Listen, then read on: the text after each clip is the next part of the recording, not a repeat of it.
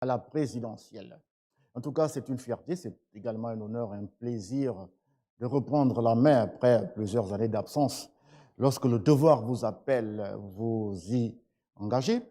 Et lorsque les enjeux sont républicains, vous ne pouvez pas déroger à la règle. Cela dit, la présidentielle se joue donc le 26 août prochain. 19 candidats prennent le départ sur les starting blocks, dont le président sortant, Ali Bongo Ondimba. Cette émission, un candidat, un projet, se tient à l'initiative de la HAC, la Haute Autorité de la Communication. C'est l'instance de régulation qui a la responsabilité en période électorale, sur le plan constitutionnel, de gérer toutes les questions relatives à la communication électorale. Alors, la première émission aujourd'hui voit la participation d'un invité, Jean-Romain Fanguinoveni. Bonsoir, Monsieur le Président. Bonsoir. Voilà, Monsieur Jean-Romain Fanguinoveni est président du Parti du Peuple Gabonais, le PPG. Alors, pour co-animer cette émission, un candidat et un projet, la HAC a désigné des journalistes sur la base des critères simples, leur pédigré, leur professionnalisme et surtout parce que chez eux, il y a cet esprit de neutralité et parce que chez eux, le recul et surtout la distance et la neutralité, c'est une assaise. Ainsi, vous aurez tour à tour sur ce plateau Laetitia Ngalebika de Gabon 24.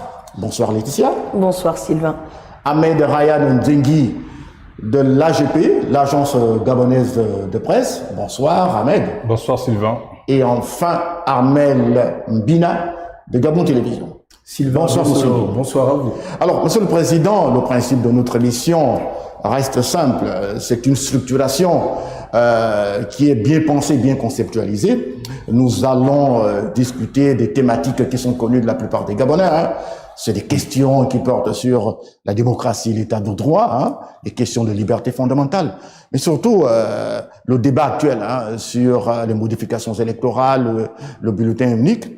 Des questions économiques qui portent sur les grands indicateurs macroéconomiques, les grands enjeux macroéconomiques, les questions sociales également, mais également, enfin, pour terminer, avec des questions de coopération internationale.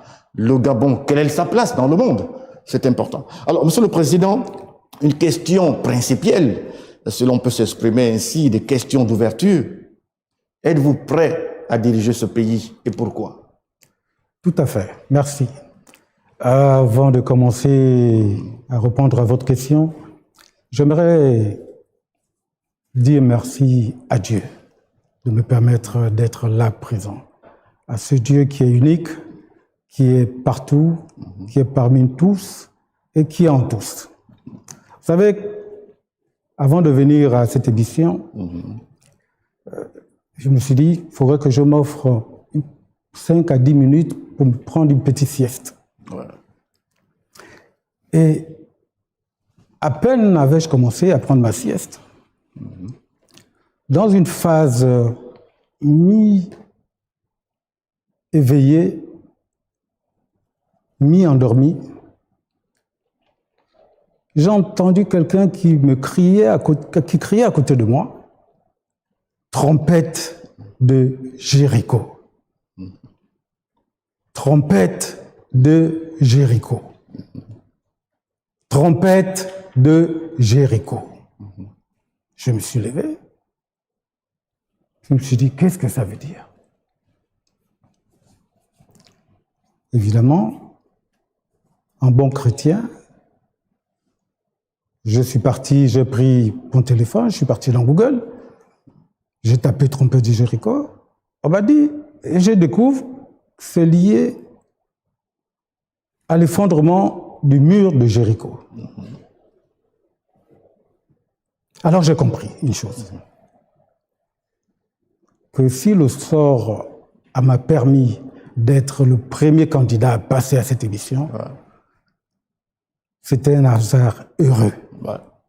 Heureux en ce sens que l'élection qui va se dérouler dans quelques jours est une élection qui fera tomber les murs de Jéricho.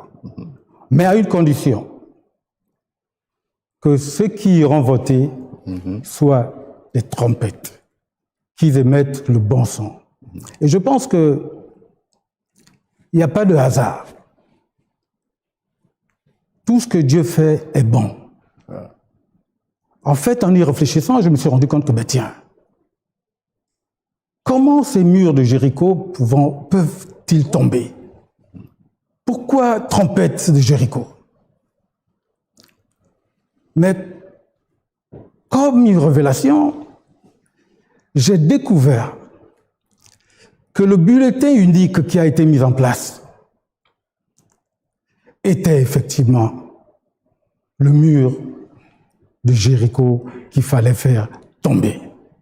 Et donc, pour répondre à votre question, si j'espère et crois être président, je pense qu'à partir de ce que je viens de vous dire, si tous les Gabonais qui iront voter le 26 septembre, le 26 août, en rentrant dans l'isoloir, mettent de côté le bulletin unique du PDG, non seulement le chef de l'État tombera, mais l'ensemble des députés du PDG tomberont.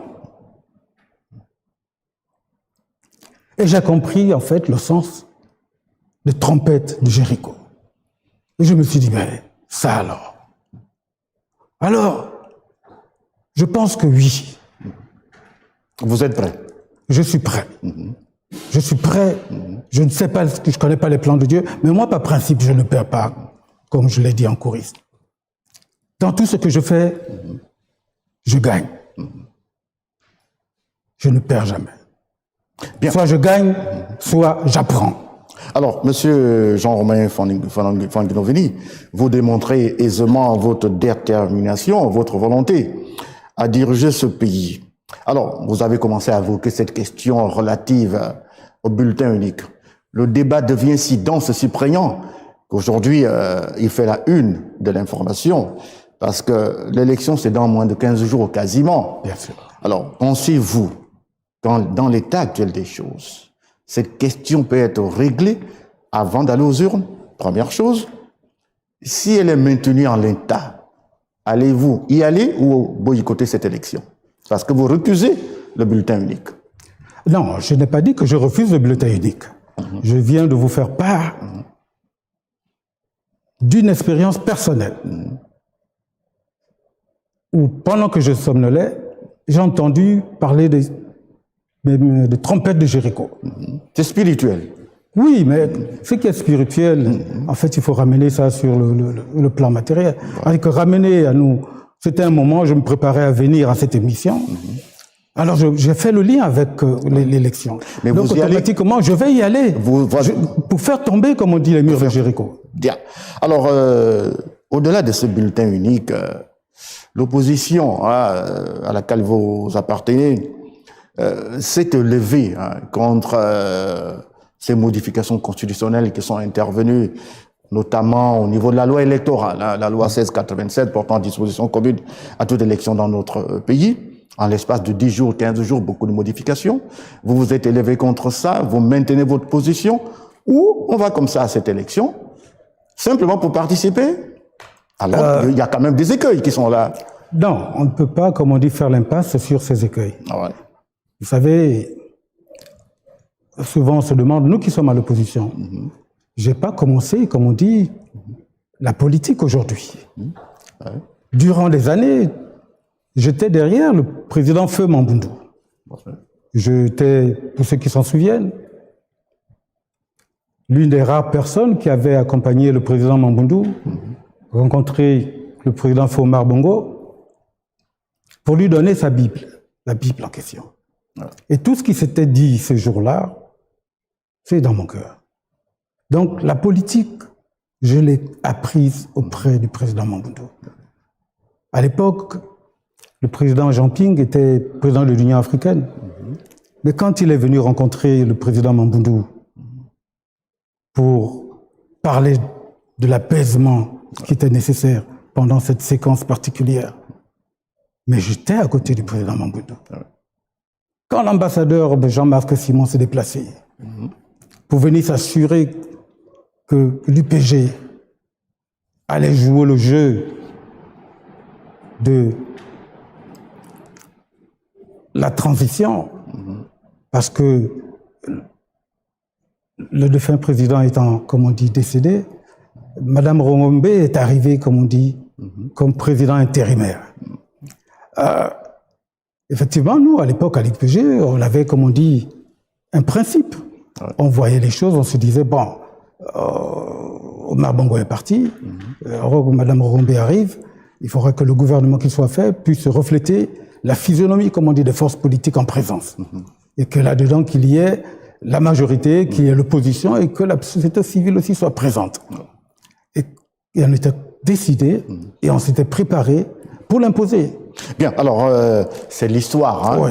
C'est important de rappeler. Oui, parce non, que, bien sûr, on comprend aisément que vous êtes le filleul du défunt Pierre Mamboundou. Alors, Laetitia Ngalebika voudrait vous relancer sur cette question relative, effectivement, à la première thématique qui porte sur l'état de droit et la démocratie. Avant toute chose, Monsieur le Président, nous sommes très heureux. Bonsoir déjà. Bonsoir.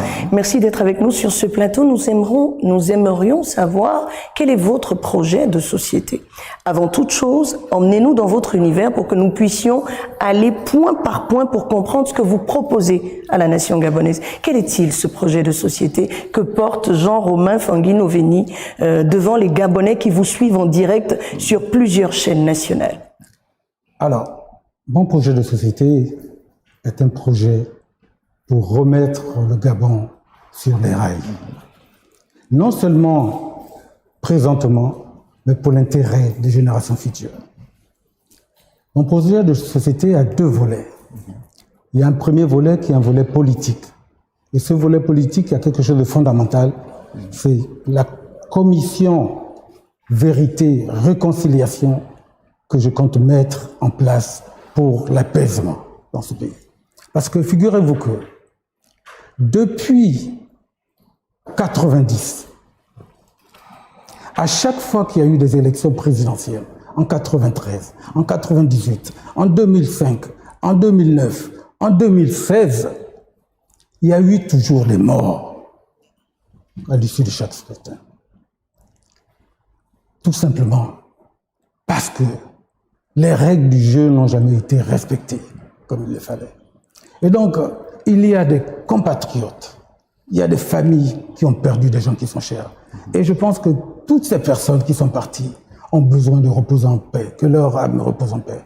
Il est important que cette commission se mette en place pour permettre l'indemnisation de ces victimes, de toutes ces victimes.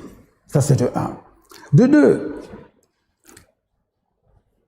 que quiconque parte à Google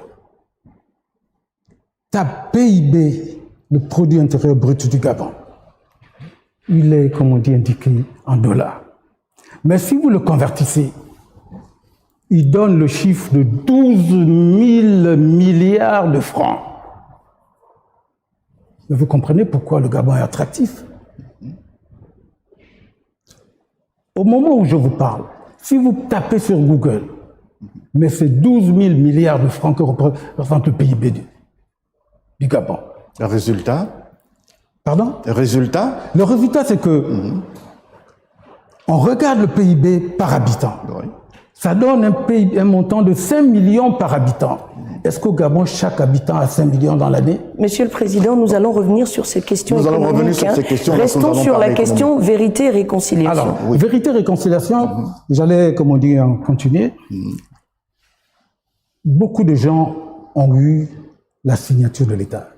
Surtout ceux qui étaient dépositaires de l'autorité. Entre 90 et 2023, vous les avez délimités. Voilà, j'ai pris la période, l'intervalle entre 1990 et 2023.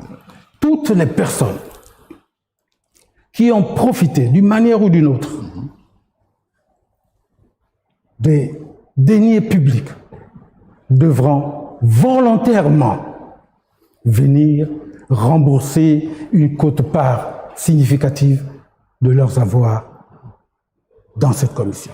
Alors, mais Monsieur le Président, lorsque vous parlez de commission vérité et réconciliation, il faudrait partir d'abord d'un diagnostic et arriver à identifier toutes ces personnes dont vous parlez, parce que vous n'allez pas directement amener des personnes à participer à une espèce d'amnistie générale de commission vérité et réconciliation si le diagnostic n'est pas posé dès le départ. Avec une loi d'amnistie pour couronner le tout.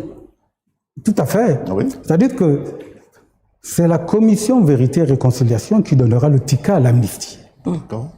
Étant entendu que cette commission, dans mon programme, sera, comme on dit, encadrée par le ministère de la Justice, par la Cour des comptes et par la commission de l'enrichissement illicite.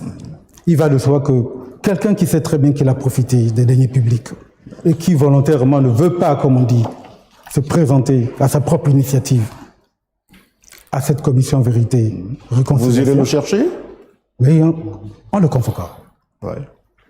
Alors, lorsque vous allez lancer une telle opération, il y aura certainement un travail d'information, de sensibilisation. Tout à fait. Ou bien ce sera de façon spontanée et que cette commission sera mise en place et les personnes seront interpellées? Non. Il y a quand même un process qui devra effectivement démarrer au moment du lancement. Parce qu'on a regardé en Afrique du Sud, ça avait été effectivement mis en place au lendemain de l'apartheid. La commission était dirigée à l'époque par Monseigneur Desmond Tutu. Il y a quand même un travail d'information, de sensibilisation qui a pris du temps avant d'épingler les uns les autres. Vous savez, on est dans un pays où il y a un certain nombre d'informations. Nous prenons par exemple la commission d'enrichissement illicite. Ouais. Ça fait quasiment presque 20 ans qu'elle existe. Ouais. Mais elle a signé combien de compatriotes? Est-ce pourtant qu'elle n'a pas, comme on dit, instruit les dossiers? Non, les données sont là. Les informations sont disponibles. Mais vous savez, nous sommes un petit pays. On n'est que 2 millions d'habitants. Dans mon esprit, notre devise dans notre parti, c'est unité, justice, prospérité. Alors nous misons sur cette notion d'unité. Nous ne sommes pas nombreux et tout le monde se connaît. Quand on regarde le Gabon, on est moins de 2 millions d'habitants. Alors ça fait quasiment, comme on dit, 300 000 familles de 5 personnes. Disons, si on peut même arrondir, c'est 400 000 familles de 5 personnes. Donc ce n'est pas beaucoup, 400 000 familles. Et donc la probabilité de rencontrer au tournant quelqu'un qu'on connaît est trop importante. Et donc, nous, dans le cas du PPG, on se dit, cette commission Vérité et Réconciliation devra amener les gens individuellement à se dire, tiens, j'ai eu la chance quand même, par rapport à d'autres, d'être à un endroit où j'ai profité du pays. Aujourd'hui, je suis milliardaire, multimilliardaire. On a tous suivi les informations des gens qui ont détourné, qui étaient accusés d'avoir détourné des centaines de milliards, d'autres des dizaines de milliards. Mais ces gens-là, s'ils décident, on leur donne la possibilité, pas de les poursuivre, mais de venir dans cette commission, venir rembourser de l'argent à l'État, parce que l'État a besoin de cet argent pour redémarrer, pour se redresser. La question de M. Sylvain Bessolo était précise. Avez-vous une liste de personnes identifiées clairement entre 1990 et 2023 qui répondront devant cette commission Vérité et Réconciliation? Oui ou non? Mais le problème ne se pose pas à ce niveau. Ça veut dire que vous posez le problème à l'envers. Vous connaissez très bien que dans ce pays, on sait qui a occupé quel poste, qui a été nommé à des fonctions publiques. Nous le savons, les informations sont là, les archives sont là. Ces dépositaires de l'autorité de l'État devraient agir selon un acte volontaire ou bien vous irez les chercher? Non. Deux possibilités s'offrent à ces dépositaires qui ont eu la signature. On ouvre, comme on dit, un espace de réconciliation. Où quelqu'un peut volontairement venir en disant, bon, moi j'ai eu la chance de profiter, comme on dit, de l'État gabonais. Aujourd'hui, l'État a des difficultés. Alors, moi je viens apporter ma quote-part. À partir de ce moment, la commission lui donnera, comme on dit, une amnistie. Alors, un quitus pour l'amnistie. Oui, Monsieur le Président, très rapidement, avant de donner la parole également à Armel Mbina. Alors, il y a quand même un obstacle qui va se présenter à vous. La plupart de ces dépositaires de l'autorité de l'État ont leur avoir à l'extérieur. Là aussi, il y a un travail à faire avec les partenaires au développement, avec les partenaires extérieurs. Tout à fait. Pour le rapatriement, effectivement, des capitaux. Tout à fait. Mais est-ce que c'est nous, au Gabon, c'est nous, Gabonais, qui avons inventé la notion de bien mal acquis? Je pense que certains pays européens sont tellement bien outillés de ce côté et nous aiderons dans ce sens. De toute façon, c'est dans leur intérêt. Vous prenez un pays comme le Gabon, on est très proche de la France. Vous savez, j'ai un ami qui était parti à Miami, passer des vacances, et ne trouvant pas ne voulant pas habiter, descendre dans un hôtel, a trouvé, comme on dit, on appelle ça des maisons une loge en fait, qui loge, comme on dit, des touristes. Alors, curieusement, la maison était inhabitée. Juste le gardien veillait à cette maison. Mais cette maison appartenait à un Gabonais, à un dignitaire gabonais. Et cet Américain qui était chargé de garder cette maison a dit qu'il avait fait cette proposition parce qu'il avait vu que c'était des Gabonais. Et que comment se fait-il que ce Gabonais peut laisser durant des années cette maison abandonnée, au fait que c'est devenu quasiment sa maison. Et ces exemples sont nombreux à travers l'Europe. Monsieur le Président, Armel Mbina, pour boucler sur ce point bien précis. Monsieur le Président, avec votre permission, j'aimerais revenir sur cette commission Vérité et Réconciliation. Vous l'avez dit dans votre projet de société, que ceux-là qui ont occupé des responsabilités à un niveau élevé, notamment entre 90 jusqu'à 2003, pour parler en 2023, pour parler on ne peut plus simple, pensez-vous qu'un prisonnier qui s'est évadé de la prison parce que au bout du rouleau, une récompense lui est promise, il va regagner les geôles. Comment comptez-vous vous y prendre très concrètement? Alors, tout à l'heure, vous ne m'avez pas laissé terminer. Je n'avais donné que la première option. Il va de soi, quand je l'ai dit, que cette commission sera, comme on dit, encadrée, d'abord dirigée par un magistrat, comme on dit, à la réputation et à la sagesse, comme on dit, bien avérée, mais sera, comme on dit, encadrée par le ministère de la Justice, par la Cour des comptes, par la Commission d'enrichissement illicite, parce que ces trois organismes ont déjà des fichiers, ont des informations, ont des dossiers. Et donc, vous comprenez bien que si quelqu'un, sachant bien qu'il a profité de l'État, ne vient pas, mais il sera convoqué. Il sera contraint de venir. Or, ce serait, comme on dit, dommage, en fait, de contraindre ces gens. Et les moyens ou les capacités de contraindre ces indélicats, entre guillemets, mais sera, comme on dit, facile à mettre en place. Merci, Monsieur le Président. On va embrayer sur le volet économique. Si vous permettez. Oui, s'il vous plaît. Dans mon esprit, je suis convaincu que le président actuel partira. Et je souhaite qu'il parte avec les honneurs et avec la dignité. Et voilà. Exactement. Voilà. Je dis, je le souhaite. Bien, alors, oui, très rapidement, s'il vous plaît. Et j'aimerais qu'il soit, comme on dit, le premier qui se présentera à cette commission pour apporter, comme on dit, sa quote-part. Parce que, figurez-vous, tous ceux qui sont en train de nous écouter, allez-y sur Google, tapez l'homme le plus riche du Gabon.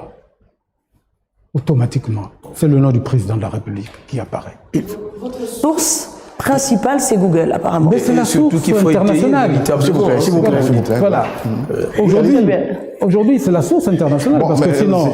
Bon, c'est la source Google. Voilà. Bon, c'est pas tout le monde qui a la possibilité d'y accéder, parce que avec le digital, le numérique aujourd'hui, l'innovation technologique, c'est pas toujours évident. Donc, c'est dire que, s'il vous plaît, oui, s'il vous plaît, oui, allez-y. Mon souhait, c'est que le premier à se présenter, à venir faire ce geste volontairement, pour aider, comme on dit, au redressement du pays, je souhaiterais que ce soit le président sortant dans l'hypothèse où il sortirait. Le message est bel et bien passé. En tout cas, la réponse, c'est le 26 août prochain. Les Gabonais décideront. Vous irez certainement sur le terrain dans les heures qui viennent. Et les Gabonais apprécieront l'ensemble des programmes qui vont être égrenés par l'ensemble des candidats. Alors, Monsieur le Président, nous allons embrayer avec le volet économique. Vous avez un vaste programme économique pour le Gabon. Le projet de loi des finances pour l'exercice 2023, il est arrêté en recettes et en dépenses à plus de 3 000 milliards. Lorsque vous arrivez à la sortie des urnes, le 26 août prochain, première mesure économique, vous avez trouvé une loi des finances. Celle de 2022 était rectificative en tenant compte d'un certain nombre d'éléments exogènes à notre pays. Vous arrivez le 26, au lendemain de cette présidentielle. Quelle sera la première mesure? Vous travaillez avec la loi des finances actuelle, le budget actuel, ou bien vous allez convoquer expressément une réunion du Parlement pour revoir la copie? Alors, comme le veut le bon sens, quand on rentre dans une maison, la première chose à faire, c'est de faire un état des lieux. Donc moi, président, la première chose que je ferai, c'est de faire cet état de lieux. Et cet état de lieux s'appelle un audit. Des finances publiques? Des finances publiques. D'accord. Qui me permettrait, comme on dit, de savoir quelles sont les ressources que j'ai à ma disposition et quelles sont les charges qui sont là. Parce que une loi de finances est un compte qui s'équilibre en dépenses. Si on a 3602 milliards de budget, c'est qu'on a, comme on dit, en charge le même montant et en ressources le même montant. Donc, en arrivant, comme on dit, en tant que chef de l'État, il est tout à fait normal que je sache qu'est-ce qu'il en retourne. Est-ce que ce montant, ce budget est normal? Il est réel? Est-ce qu'il est surévalué? Est-ce qu'il est sous-évalué? Pour ma part, je mettrai après cet audit, lorsque j'aurai reçu les résultats de l'audit, je lancerai, comme on dit, une nouvelle loi de finances rectificative qui prendra en compte le résultat de cet audit, mais aussi toutes les mesures qui seront prises pendant cette période pour renflouer les caisses de l'État. Alors, mais il y a une chose sur la loi des finances. Vous ne pouvez pas déroger à cette règle. La loi des finances actuelle tient compte de 3 paramètres.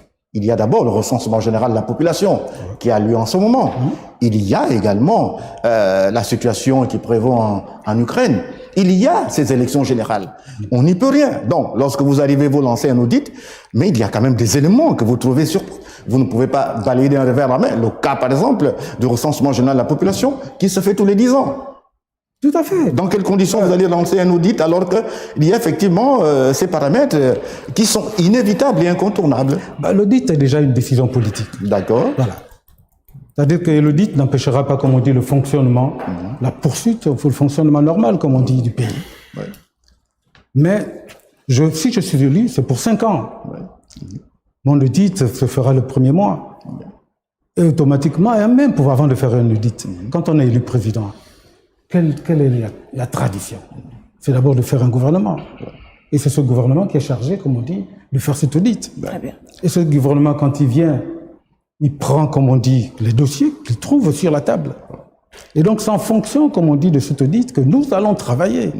Parce que sans cet audit, sans les résultats de cet audit, il serait, comme on dit, impossible de mettre en place notre programme qu'on appelle ensemble « Changeons l'avenir du Gabon ». D'accord, Monsieur le Président. Alors, nous allons passer la parole à Ahmed Ryan Zengi, qui s'occupe de la thématique économique.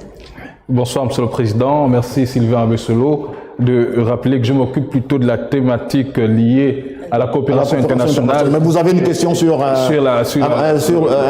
volet économique. Merci. Monsieur le Président, bonsoir. Bonsoir. Alors, pour revenir concrètement, surtout pour rendre accessible un peu les questions évoquées ici, à ceux qui iront voter le 26 août prochain, vous avez un projet de société vraiment qui tient sur plusieurs pages, d'un point de vue économique, en rappelant évidemment qu'avec la chute du baril de pétrole, il y a quelques années, le Gabon a amorcé une phase de diversification de son économie en évitant la dépendance du pétrole. Vous, Président, au soir du 26 août, sur quoi allez-vous vous appuyer concrètement pour financer votre projet de société? Alors, je l'ai dit dans mon projet. C'est-à-dire que pour financer mon projet de société, la première chose que je vais faire, c'est que je vais augmenter les participations de l'État dans toutes les sociétés installées au Gabon, les sociétés pétrolières, les sociétés minières. Parce que lorsque vous regardez un peu les résultats issus, comme on dit, de l'industrie, de transparence sur les industries extractives, vous vous rendez compte que il y a des non-dits, il y a des manquements, il y a un malaise. C'est-à-dire que les mines, malgré leur importance, parce qu'il ne faut pas l'oublier, nous avons du manganèse ici, nous avons, comme on dit, de l'or, nous avons tellement de minerais dans ce pays que leur poids dans le PIB est marginal. Alors que dans d'autres pays, ce sont ces minéraux qui favorisent le développement. Alors qu'est-ce qui se passe? C'est que quelque part, il y a une mauvaise appréciation. Il y a une mauvaise cotation. Et donc là, il y a une niche, comme on dit, de ressources qu'on peut puiser pour financer financer mon projet de société. Et c'est pas tout. Vous savez, aujourd'hui, dans la loi des finances en question, la dette, le poids de la dette, le ratio de la dette est autour de 42%. C'est insoutenable. Et si vous prenez, ça fait en moyenne, si on rembourse par an 1600 milliards, vous comprenez bien que si j'obtiens un moratoire d'1 an ou de 2 ans, mais j'aurai assez d'argent entre mes mains pour pouvoir financer non seulement le social, mais les investissements. Ça, c'est de 2. Et de 3, il y a l'élargissement de l'assiette fiscale. Entre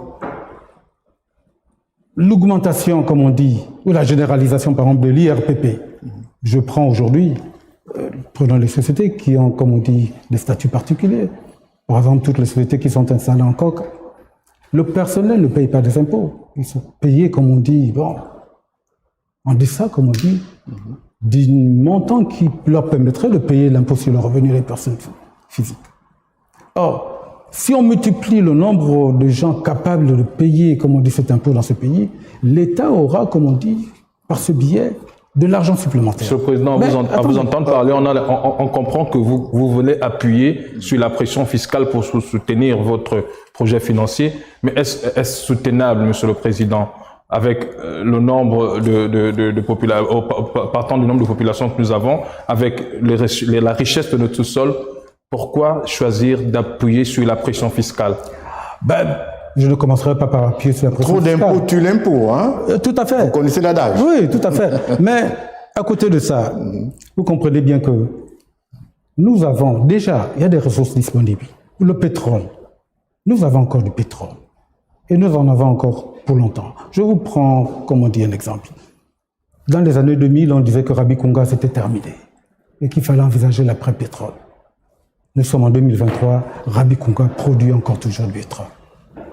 Et on n'a pas cessé de découvrir d'autres gisements. Et à côté de ça, nous avons des nouveaux minéraux qui sont là. On a par exemple le niobium qui est dans la région du Ouénougou et Langounié. Vous savez, quelquefois, on se demande si réellement on est conscient des richesses sur lesquelles nous sommes assis. Je disais tout à l'heure, quand vous tapez dans Google le PIB, c'est un paramètre économique.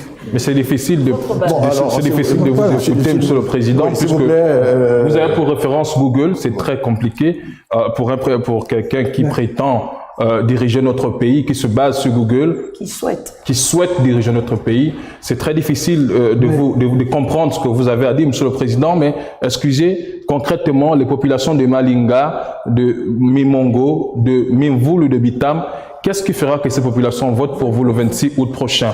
Qu'est-ce qui fera que le prix du paquet de sucre, du litre d'huile, du kilo de riz baisse pour que ces populations retrouvent ce pouvoir d'achat? Alors, pour équilibrer, comme on dit, le pouvoir d'achat, il n'y a que 2 mécanismes. Soit on fait baisser, comme on dit, les prix, soit on augmente le pouvoir d'achat. Or, moi, j'ai dans le cadre de la fourchette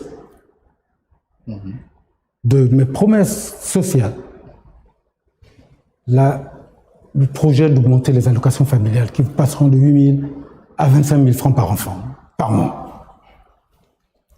Alors vous comprenez bien que... Mais vous ne faites pas que ça, permettez Sylvain Bessolo pour embrayer sur cette question, parce qu'il a commencé. Oui, je pense que nous allons évoluer en fonction de... mais il parle d'une question qui est fondamentale, il parle d'augmenter les allocations familiales. Oui. Je vais vous citer... Parce que c'est une question... qui sont importantes, qui a un caractère social. Hein. Absolument, 50 000 francs pour les jeunes qui n'ont pas d'emploi, n'est-ce pas? Vous l'avez dit, ceux qui ont entre 18 et 65 ans, là vous parlez de 50 000 francs pour les personnes du 3e âge.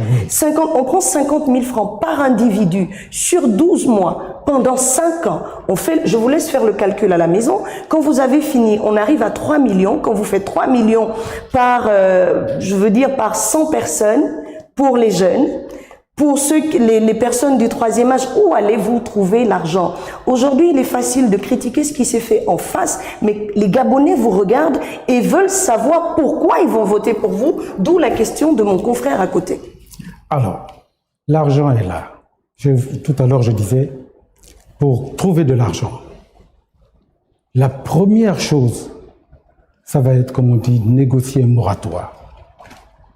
Et ce moratoire me permettrait, comme on dit, d'avoir une marge financière qui m'aidera à financer. Je prends l'ensemble de ces charges. Si elles s'élèvent autour de 400 milliards, vous savez, par exemple, je prends un exemple, l'exemple de la GOG. Vous savez combien la GOG rapporte? Rien que la GOG? Combien? Mais c'est près de 200 milliards. Par an? Bon, disons qu'il y a des niches. Donc, il y a des niches dans ce pays qui permettent de financer. Vraiment, si on y met de la volonté, ce ne sont pas les niches qui manquent. Et à côté de ça, vous imaginez un peu les participations de l'État dans les sociétés. Et je le disais tout à l'heure, minières et pétrolières.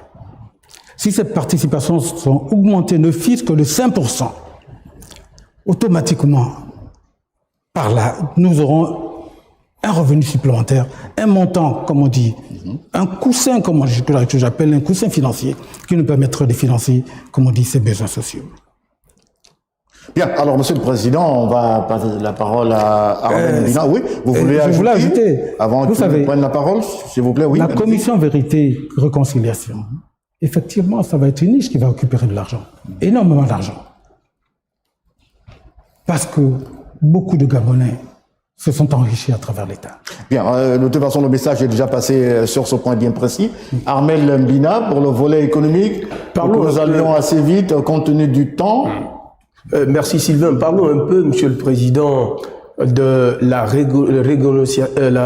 renégociation. Voilà, j'y arrive. De la dette intérieure et extérieure. Vous vous proposez, dans un premier temps, d'ouvrir 2 rounds avec d'éventuels bailleurs de fonds. Très concrètement, comment déclinez-vous cette vision? Bon, dans un premier temps, nous avons la dette intérieure et nous avons la dette extérieure. Donc, au niveau de la dette extérieure, nous avons des bailleurs de fonds qui sont là. Vous savez,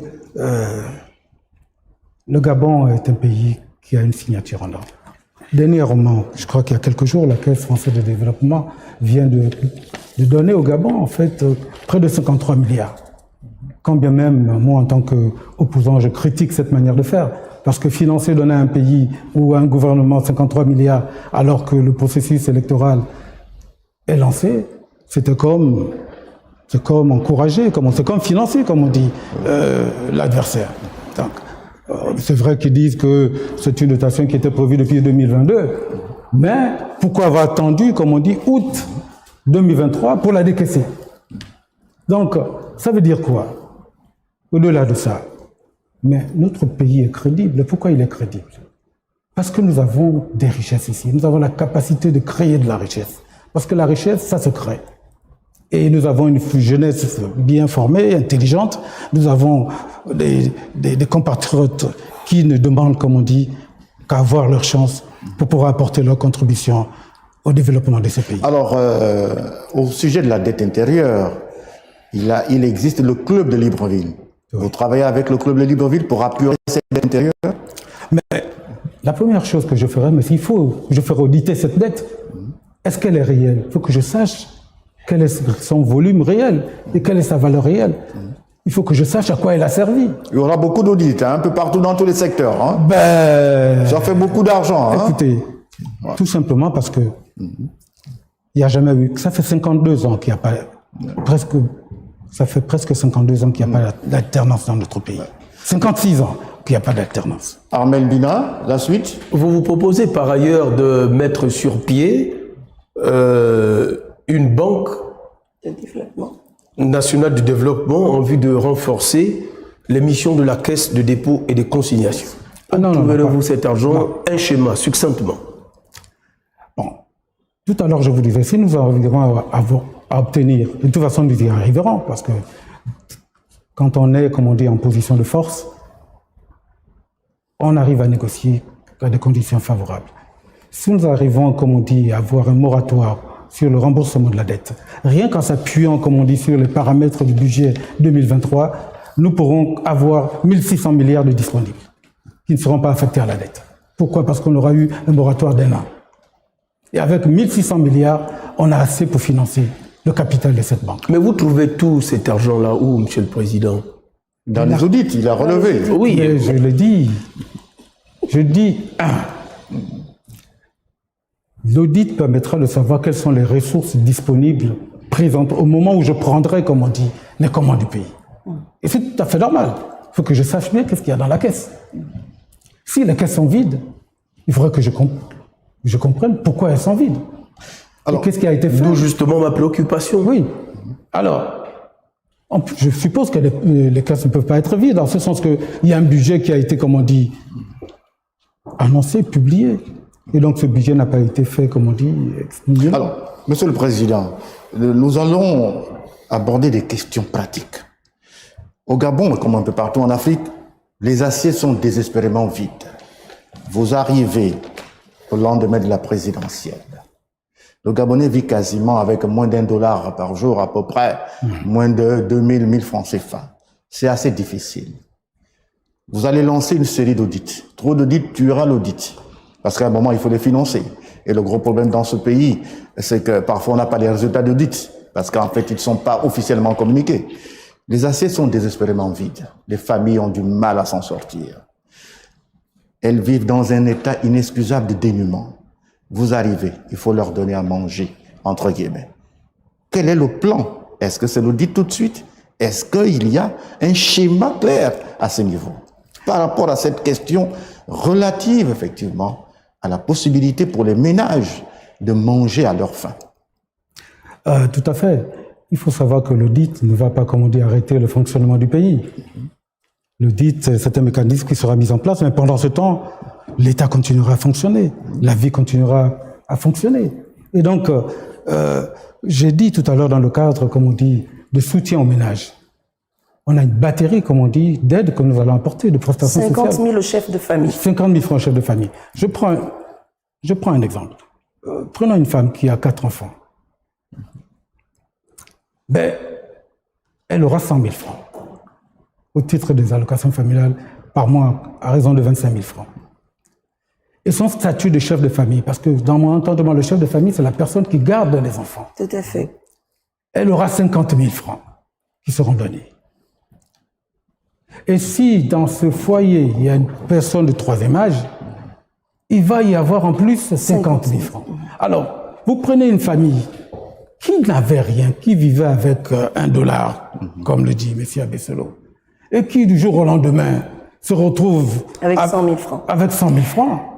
Monsieur Romain Fanguinoveni. Jean-Romain Fanguinoveni. Monsieur Romain Fanguinoveni, est-ce que vous connaissez l'état dans lequel se trouvent vos compatriotes? Est-ce que vous connaissez le coût du loyer au Gabon? Parce que quand vous dites une famille de 4 personnes, où il y a une personne du 3e âge qui s'ajoute, donc ça en fait 5, et d'ailleurs vous êtes très précis dans cette aide, vous dites, vous allez aider des personnes qui ont 3-4 personnes dans leur entourage. Est-ce que vous connaissez le prix du loyer? Est-ce que vous savez, comme l'a dit M. Sylvain Abessolo, que les assiettes sont vides? Est-ce que vous pensez qu'avec 100 000 francs que vous allez chercher après l'audit suggéré par Google, que vous parviendrez à nourrir ces personnes-là?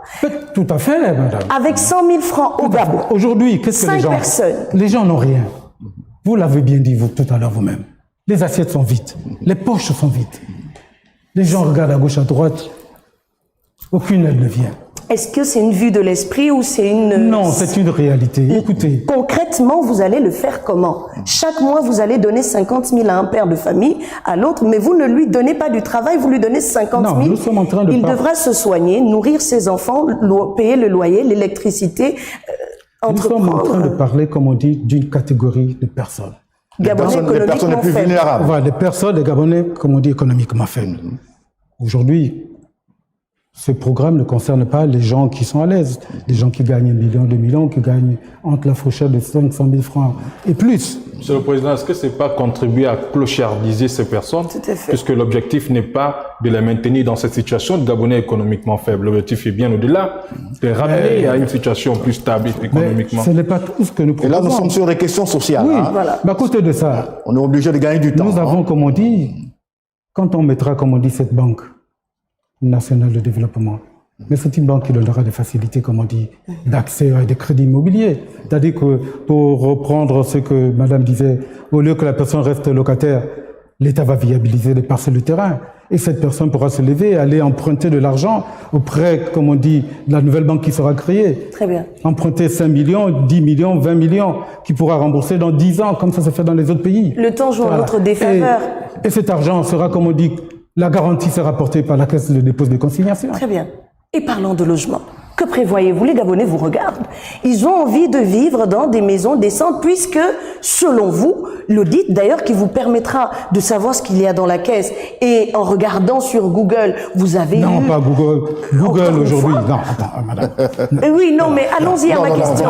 Je vais la poser. C'est comme si- Le logement, concrètement, qu'est-ce que vous prévoyez pour les Gabonais? Les Gabonais vous regardent.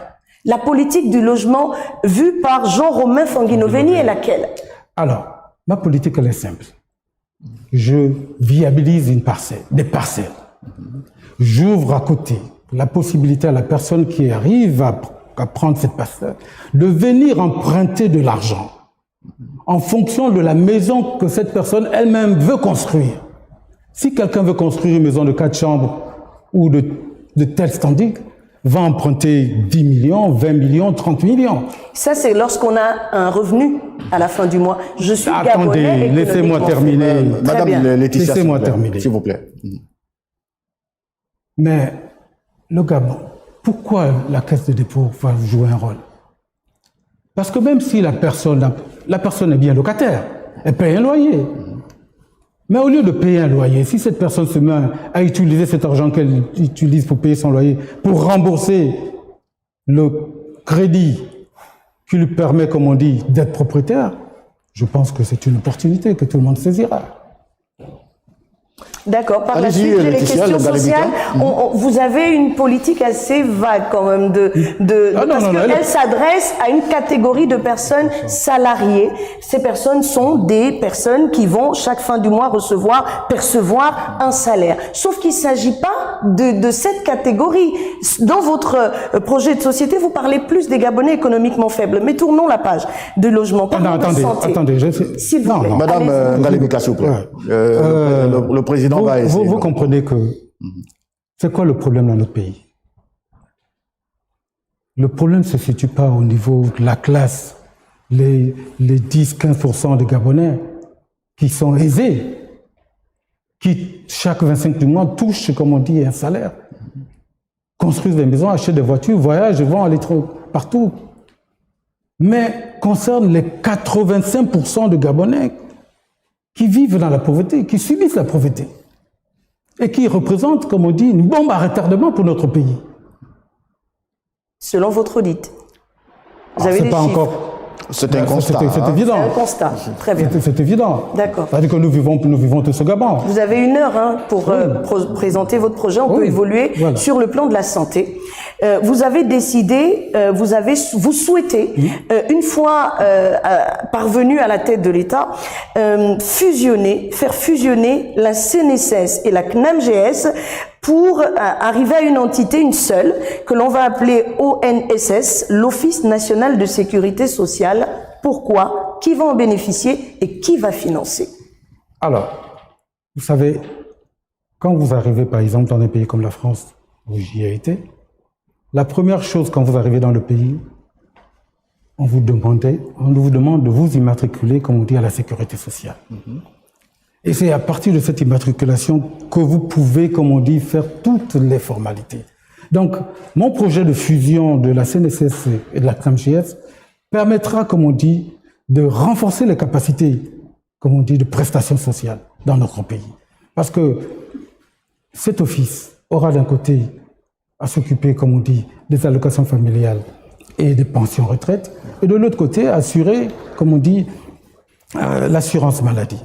Mais cet office va aussi, comme on dit, mettre à la disposition de tous les compatriotes, en fait, de tous les Gabonais, une carte magnétique qui sera une carte de sécurité sociale. Et c'est à travers cette carte-là que les économiquement faibles recevront les aides promises, les 25 000 francs d'allocation familiale par mois, les 50 000 francs de la chef de famille ou du chef de famille, les 50 000 francs de la personne du troisième âge. Donc, cette carte de sécurité sociale sera, comme on dit, un outil, mais même statistique, qui nous permettra de mesurer qu'est-ce qu'il y a dans chaque famille, quels sont les nombres de personnes, quels sont les besoins. On pourra stratifier, comme on dit, la politique d'intervention, comme on dit. Qu'est-ce que vous reprochez à l'état actuel de la CNAMGS et de la CNSS pour fusionner? On parle d'économiquement faible à la CNAMGS, on parle de retraités ici du secteur privé. Je ne vais prendre que les allocations. Comment? Je prendrai un exemple, les allocations familiales. Très bien. 8 000 francs par trimestre. Enfin, dans un pays... Dernière question sur le social, parce que c'est le pan dont je m'occupe durant ce programme. Vous avez parlé de la construction d'un métro aérien de 3 lignes et un tramway pour desservir Bikele, Nkok, Ntoum. On se lève pas un matin, Monsieur le Président, pour penser comme ça. Au niveau de la route, rien n'est encore fait selon vous, et vous pensez déjà à un tramway, et vous allez même plus loin avec un métro qui va sillonner un certain nombre de localités. Mais tout à fait. Dites-nous comment cela va se faire en 5 ans, sachant qu'une construction de ce type nécessite un engagement certain et surtout des deadlines. Disposez-vous des moyens nécessaires pour cela et du temps? Sachez qu'un tel projet est un projet rentable à moyen et à long terme. Et des financements sont toujours disponibles. Alors vous prendrez... Les partenariats publics-privés seront, comme on dit, nécessaires. On les trouvera. Mais Monsieur le Président, vous prendrez combien d'années pour construire cette ligne de métro? Mais Libreville n'est pas grand. Vous avez un mandat de 5 ans. Oui, Libreville n'est pas grand. En 2 ans, c'est faisable. En 2 ans. Voilà. Moi, j'ai été dans un pays, j'étais dans une ville où j'ai vu, nous avons beaucoup de vos confrères étaient dans la même ville. On a vu comment on a construit un métro le en Sénégal. moins de 2 ans. Non, pas le Sénégal. Le Sénégal inter. Non, je parle d'un pays européen. Non, on comprend que vous faites allusion à la France puisque vous êtes diplômé de l'université de Lille. C'est le pays que je connais le mieux. D'accord, allez-y, on comprend. Donc, j'ai vu dans ce pays qu'un métro se construit dans une ville en moins de 2 ans. Donc c'est faisable. Et ça, il y a de cela 20 ans, parce que je parle de quelque chose qui s'est passé dans les années 1982, 83, 84. Mais comment au même moment allez-vous construire, financer ce métro, ouvrir l'office d'aide sociale, au même moment allez-vous loger les Gabonais, comment les vous allez faire ça, nourrir les nourrir en 5 ans? Non, je ne nourris pas. Quelle sera votre priorité, Monsieur le Président? Je donne les moyens aux gens de se prendre en charge. En leur donnant 50 000 francs? C'est une façon de se prendre en charge. Vous ne proposez pas à quelqu'un, vous n'apprenez pas à quelqu'un comment on pêche, vous voulez lui donner à manger directement et vous appelez ça prendre en charge. Non, c'est pas comme ça qu'il faut prendre les choses. D'accord, dites-nous comment. Il y a un éventail, comme on dit, très bien, des besoins en prestations sociales. Mais sur cet éventail de besoins, Monsieur le Président, est-ce que vous avez priorisé? S'il vous plaît, l'urgence. S'il vous plaît. Non, l'urgence. Oui, allez-y. L'urgence. Laissez-le temps. C'est l'état du pays. C'est l'état du pays, c'est l'état de l'extrême pauvreté qu'il y a dans ce pays. Aujourd'hui, le pays est tellement pauvre, les gens sont tellement pauvres qu'ils ont du mal à avoir 500 francs dans la journée. Je prenais tout à l'heure les allocations familiales. Vous trouvez décent dans un pays comme le Gabon, considéré comme un pays riche, qu'on puisse avoir 8 000 francs par trimestre pour des allocations familiales? Donc, alors ces gens-là qui sont, comme on dit, humiliés de la sorte, s'ils peuvent avoir un regain d'espoir en ayant 25 000 francs, et même là, ce n'est qu'un début. Monsieur le Président, oui, ça on a compris. Oui. Mais sur les lignes de métro, Sur les lignes de métro, 2 ans d'investissement pour un mandat de 5 ans. Oui. Et là, vous avez posé un problème réel. Oui. L'état inexcusable de dénuement dans lequel les populations vivent. Votre priorité, c'est de faire manger ces populations. Vous avez des priorités. Il faut construire des routes. Le déficit, le retard est criard. Le déficit en logement, c'est près de 100 000. Alors, vous allez tout de suite vous rendre sur un chantier titanesque, celui d'une ligne de métro, même si c'est singulièrement Libreville. J'avoue que ça fait beaucoup. Ben, pas tout à fait. Vous savez, l'Europe s'est développée avec la théorie keynésienne, c'est-à-dire celle des grands travaux. Celle des grands travaux. Mais est-ce que parce que ces travaux-là, comme on dit, vont amener, comme on dit, de l'emploi. Alors, vous avez... Monsieur le Président, vous cernez davantage. Armen Bina, oui. Vous serez pris par le facteur temps, qui est un ennemi, et vous voulez pragmatique. Dites-nous concrètement comment ça va se passer. Mais je vous viens de ne vous le versez dire. pas trop. Je viens de vous le dire. Je dis, oui. je ferai construire ce métro en 2 ans au maximum. Parce que les technologies sont disponibles. Elles sont là, elles sont vieilles. Elles ont plus de 20 ans. C'est nous qui sommes en retard. C'est nous qui avons dormi pendant 20 ans. Et pendant les que les autres se ressources humaines? développaient. Pardon? Les ressources humaines. Mais les ressources L'éducation, humaines la sont formation. disponibles. Vous savez, dans mon programme, pour vous montrer à quel point les ressources humaines, comme on dit, sont à la traîne dans notre pays, je propose, en complément, comme on dit, en termes de niveau d'avancement, prendre tous ceux qui ont un BPC, un niveau BPC, bac, bac plus 2 ou licence, et les reconvertir après une mise à niveau comme enseignant du primaire et du secondaire. Mais ça vous prendra plus d'1 an, Monsieur le Président. Et si vous voulez construire cela en 2 ans, est-ce que vous ne perdez pas du temps? Non, le mix est fait. Et depuis que vous évoquez les sujets, vous ne parlez pas des questions d'agriculture. Comment allez-vous faire pour nourrir? Et même bien, et mieux, il parle, Monsieur le Président parle de la construction de 3 facultés dans le Moyen-Ogooué, dans l'Angounié, une dans le Haut-Ogooué. Soyons un peu plus pratiques. Oui. Tout ce que vous dites, c'est dans votre esprit. Le Gabonais qui vous regarde aujourd'hui a besoin de savoir au soir du 26, le matin du 26 août, pourquoi il va choisir Monsieur Fanguinoveni et pas Monsieur Abessolo, Monsieur et pas Monsieur X. Pourquoi on va vous choisir aujourd'hui? Parlons du logement, rien de concret. Parlons du social, on est toujours sur le général. Est-ce qu'on peut aller sur le particulier, l'urgent? Alors, je vais vous dire. Oui. Voilà. Parlons, on va commencer par le logement. Partez de 5 sur 5 S'il vous projets. plaît. Non, on va partir du logement. S'il vous plaît, Vous avez dit rien de concret. Alors, c'est pas vrai. Monsieur Nzengi, s'il vous Voilà. plaît. En viabilisant les parcelles, en mettant en place une banque, donc un environnement financier, qui permet à tout un chacun de venir emprunter de l'argent pour construire sa maison, mais c'est pas d'une vue de l'esprit. Au lieu, c'est la personne elle-même, on crée un environnement, je créerai un environnement qui permet, à partir du moment où l'État a donné une parcelle, a viabilisé une parcelle, a amené le courant, a permis à un compatriote d'avoir sa parcelle, ce compatriote se dirigera vers la banque, emprunter de l'argent pour construire sa propre maison. Et cette maison, s'il n'a pas d'argent, cette maison sera hypothéquée par la caisse de dépôt et de consignation jusqu'à ce que la personne puisse rembourser cet argent. Un Gabonais économiquement faible, Monsieur le Président. Non, pas forcément. Je prends quelqu'un, ça peut être un journaliste qui gagne 500 000 francs par mois, mais qui, parce que loue une maison de 200 000 francs, a un enfant qui va à l'école, qui lui coûte 100 000 francs, et donc n'arrive pas, comme on dit, à mettre de l'argent de côté pour construire une maison. Donc ce journaliste, par exemple, pour prendre ce cas précis, se dit, ayant une parcelle de 1500 mètres carrés, de 1000 à 1500 mètres carrés, ira dans cette banque nationale de développement, prendre un crédit de 20-30 millions qu'il pourra rembourser en 10 ans. Et c'est faisable. D'autres l'ont fait. Monsieur le Président, sur le plan social, nous allons terminer par une question éminemment importante, celle relative à la culture. Oui.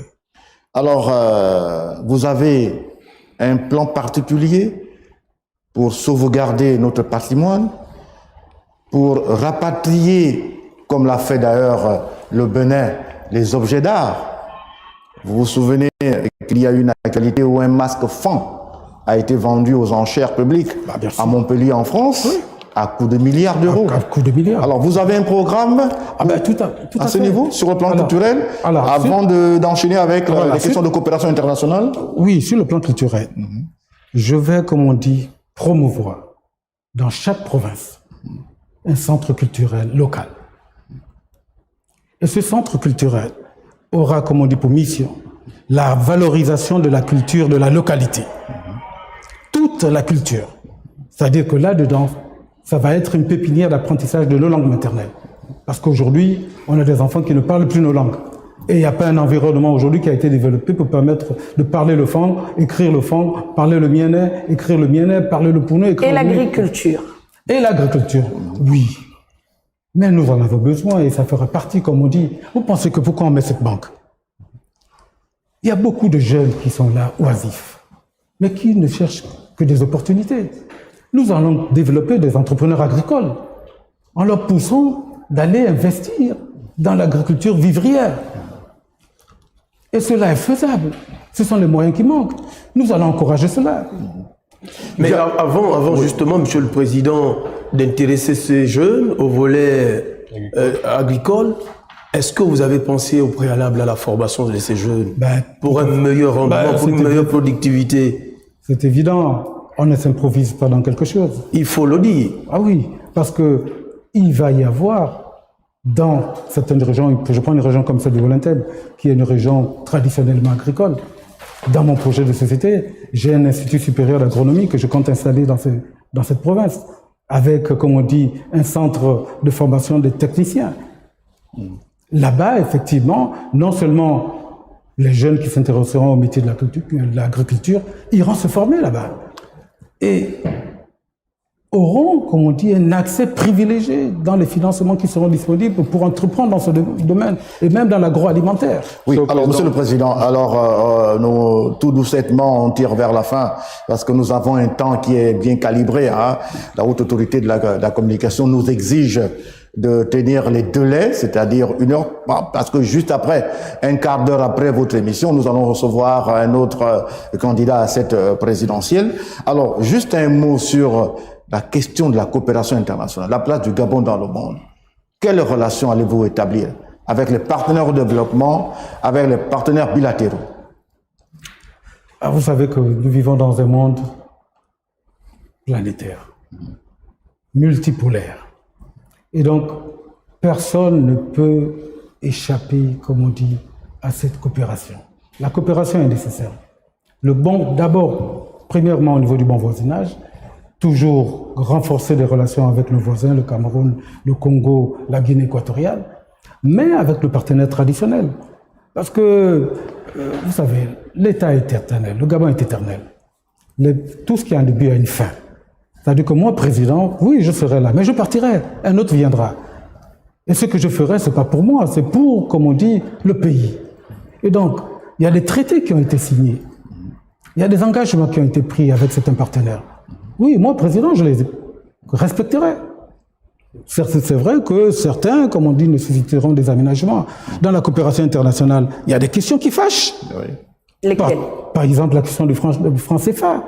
Aujourd'hui, on se rend compte que, contrairement à certaines régions du monde, notre région de la zone, comme on dit, CFA, n'a pas tellement évolué. Qu'allez-vous apporter? Bon, nous allons nous réunir et voir. Avec vos homologues de la sous-région ou... D'abord, ça va commencer par la sous-région. Parce que s'il y a des discussions, malheur à l'homme seul, en tout cas, dans certaines situations. Bien, alors Ahmed Nzingui, juste une question et nous allons tout de suite donner la parole au président pour donner un dernier message à l'endroit de ses électeurs. Alors, Monsieur le Président, il apparaît évident que la diplomatie du candidat face auquel vous êtes opposé, Ali Bongo Ondimba, est de plus en plus, on va dire, agissante, et je pense que vous ne direz pas le contraire. Alors, vous, Président, que ferez-vous pour améliorer ce qui est fait, et déjà, comment appréciez-vous cette diplomatie, Monsieur le Président? Le président sortant a ses atouts, il a ses faiblesses. On sait qu'au niveau de la diplomatie, effectivement, nous voyons. Mais nous pensons que cette diplomatie devait être beaucoup plus profitable au Gabon et au pays. Or, ce n'est pas le cas. Il y a la chance de voyager, de voir ce qui se passe dans les autres pays. Mais moi, mon étonnement, ou certainement l'étonnement de beaucoup, c'est pourquoi n'amène-t-il pas ces bonnes choses qu'il voit à l'extérieur ou ces opportunités que cette diplomatie-là peut apporter au pays? Pourquoi ça ne vient pas? Monsieur le Président, donc, je pense qu'il y a des choses à faire de ce côté. Alors, très rapidement, beaucoup de choses à améliorer. Votre position. Nous avons un problème aujourd'hui avec la Turquie. Un jeune étudiant gabonais porté disparu depuis une quinzaine de jours. il y a de cela plusieurs mois. Une jeune Gabonaise est également décédée en Turquie. Vous arrivez au soir du 26 sur cette question éminemment importante, parce que les familles se sont rendues aux affaires étrangères pour poser le problème à ce qui semble. Jusqu'ici, il n'y a aucune visibilité autour de la question. Comment vous faites? Nous avons une ambassade ici, nous avons une représentation diplomatique également en Turquie. Comment vous faites sur cette question? Ben, nous poursuivons, comme on dit, la concertation avec les autorités turques, parce que la Turquie est un grand pays. Nous allons demander qu'est-ce que vous faites et nous ferons les pressions nécessaires. Et nous aiderons, comme on dit, les associations qui se mettront en place. Et d'ailleurs, le gouvernement le fait déjà. Ah, tant mieux. Bien. Alors, nous sommes arrivés au terme de cette émission Un projet, un candidat. Nous sommes tenus par les délais, hein, Monsieur le Président. Dans tous les cas, vous avez la campagne électorale qui s'est ouverte depuis le 11 août dernier. Nous allons certainement, avec nos équipes, venir vers vous pour voir un peu ce qui se fait sur le terrain. Alors, l'élection, c'est dans moins d'une quinzaine de jours. Pourquoi doit-on choisir Jean-Romain Fanguinovény? Pour terminer, s'il vous plaît. Alors, je demande aux Gabonais de me choisir pour deux raisons particulières. La première, c'est que ça fait 56 ans que ce pays est gouverné par le PDG et en plus par une même et unique famille. Je ne dirais pas une même région, alors que nous sommes dans une république. Nous avons, comme on dit, 9 provinces. Alors vous imaginez un peu si chaque province devait confisquer le pouvoir pendant 56 ans. Va-t-on aller vers un apaisement avec cette manière d'agir? Je dis non. Je dis il est grand temps que le président actuel parte, mais avec les honneurs et dans la dignité. C'est-à-dire que s'il est battu à l'issue de cette élection, qu'il accepte de partir. Et si vous vous êtes battu, vous allez reconnaître votre défaite? Ben, tout à fait, je vais reconnaître ma défaite. Vous allez appeler le vainqueur pour le féliciter? Ben, tout à fait. Bien. Merci, Monsieur le Président, d'être passé sur ce plateau. Mesdames et messieurs, chers téléspectateurs, nous sommes arrivés au terme de cette émission consacrée aux élections présidentielles qui se jouent le 26 août prochain. Un projet, un candidat, c'était à l'initiative de la Haute Autorité de la Communication qui a la responsabilité, en tout cas en période électorale et singulièrement dans une période où la campagne électorale s'ouvre, d'organiser des émissions d'expression directe, mais également de répartition du temps d'antenne. Alors, d'un instant à l'autre, nous allons nous donner juste un quart d'heure. Nous allons recevoir également un autre candidat. Il s'agira de Monsieur Gérard Elangema. Nous sommes obligés de tenir compte d'aller assez vite, et vous comprenez aisément que tout au long de la semaine, nous allons prendre 2 candidats tous les soirs, simplement parce qu'il y a 19 candidats. En 14 jours, ce n'est pas possible d'évacuer les 19 candidats. Voilà pourquoi la HAC a trouvé un modus operandi, c'est-à-dire de prendre 2 candidats par jour, et nous allons essayer de gagner du temps en 1 heure. Voilà, nous sommes arrivés au thème donc de cette émission. Nous avions donc là à nos côtés le président du Parti du Peuple Gabonais, Jean-Romain Fanguinovény. Merci d'avoir répondu à notre invitation. Nous avions Monsieur Armel Mbina de Gabon Télévision qui s'est occupé du volet économique. Nous avions Ahmed Ryan Ndjingi de l'agence gabonaise de presse qui s'est occupé des questions de coopération internationale. Enfin, de Laetitia Ngalebeka de Gabon 24 qui avait la charge des questions sociales.